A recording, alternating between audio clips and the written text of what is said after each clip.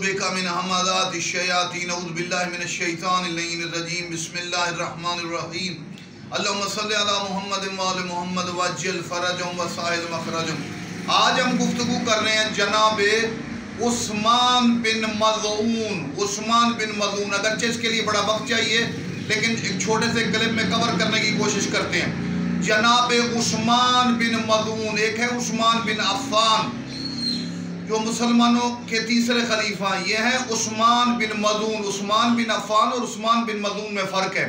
ये जनाब उस्मान बिन मज़ऊन मौला अली के मुहिब थे, नबी पाक के सहाबी थे और नबी के ज़माने में ही, नबी की ज़िंदगी में ही दुनिया से चले गए। उस्मान बिन मज़ऊन, तो इनका मौला अली से बड़ा मोहब्बत और प्यार था। नबी पाक के तो सहाबी थे, उम्मती थे, नबी की ज़िंदगी में दुनिया से चले गए। तो नकूश इस्मत से लेकर हमारी दूसरी कुतुब उर्दू में, फ़ारसी में, अरबी में, तमाम में मौजूद है। नबी पाक ने इनके जनाजे का बोसा लिया। इनको दफन करने के बाद अपने बेटे को भी, बाद में वफात हुई, अपने बेटे को भी उस्मान बिन मज़ऊन की कब्र के साथ दफन किया। और जनाब उस्मान बिन मज़ऊन का मौला अली से इतना प्यार था, मौला ने उनको इतना याद किया कि मौला ने अपने बेटे का नाम जनाब उस्मान बिन मज़ऊन के नाम पर रखा।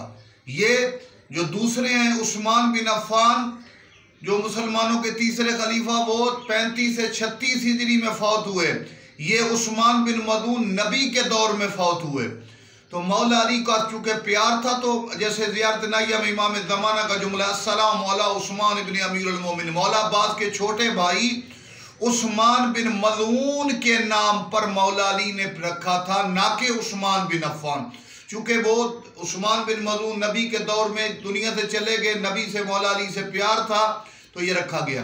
तो नबी ने उनकी कब्र का बोसा लिया। ये भी दलील है कि उस्मान बिन मज़ऊन जो जन्नतुल बकी में दफन है, जब नबी खुदा अपने सहाबी इब्ने मज़ऊन का बोसा लें तो फिर समझ लो कब्रों को बोसा देना ये बिदअत नहीं, मुस्तफ़ा की सुन्नत है। वस्सलामु अलैकुम व रहमतुल्लाहि व बरकातहू।